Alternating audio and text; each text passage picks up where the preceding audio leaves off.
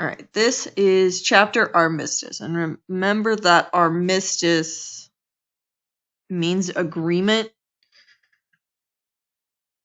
All right, so the armistice. So this is them sitting around a table. All right, let's look at this first question. When did World War I officially end? So we've either got November 11th, 30th, or 8th. All right.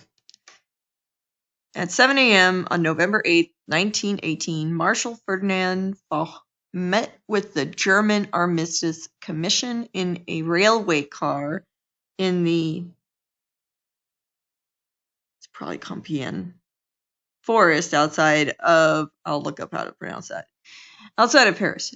The meeting was arranged to discuss a ceasefire that would bring an end to the war. The armistice was signed at 11 a.m. on November 11th, 1918. Hang on a second.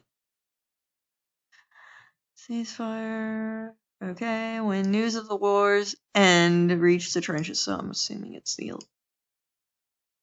11th in here. Don't submit it until I have. I'm pretty positive it's this, because the first one is the meeting. So, what was the soldiers' reaction to the end of the war? First shock, then anger, then riots began. Everyone was angry and went immediately into their houses. First shock, then happiness, then jubilation.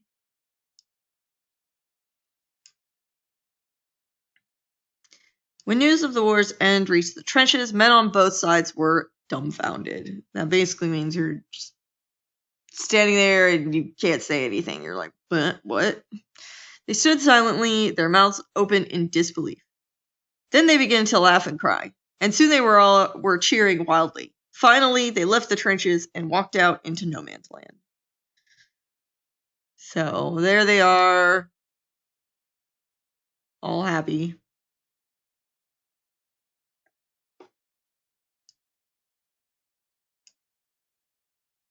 Okay, so it's first shock, then happiness, then jubilation.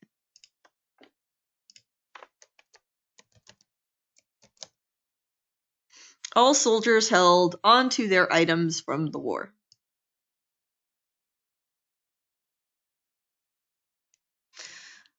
Little fraternization took place between the former enemies. Some of the American soldiers met the Germans between the trenches and exchanged personal items. They traded cigarettes, food, and soap for German belt buckles, medals, and bayonets.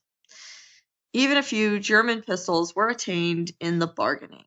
Later, complete pandemonium broke out among the doughboys. So that is, the doughboys were the Americans, and they used to polish with dough, something. Can't remember. With no other way to celebrate, they amused themselves by playing such childhood games as hopscotch and blind man's bluff. So this one is false.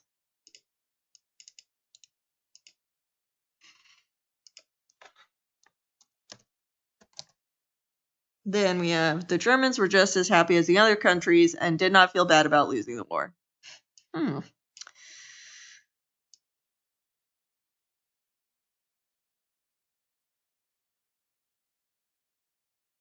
And so here are all the celebrations. So this is packed. I mean, like, packed.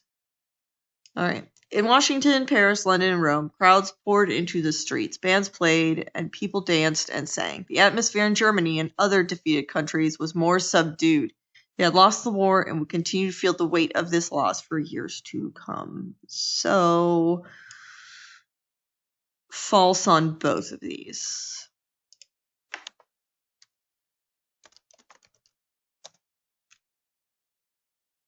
And we're going to watch the video outside of this, but let me check and make sure that first one is right. Yep, it is. All right, perfect. So the first one is correct. So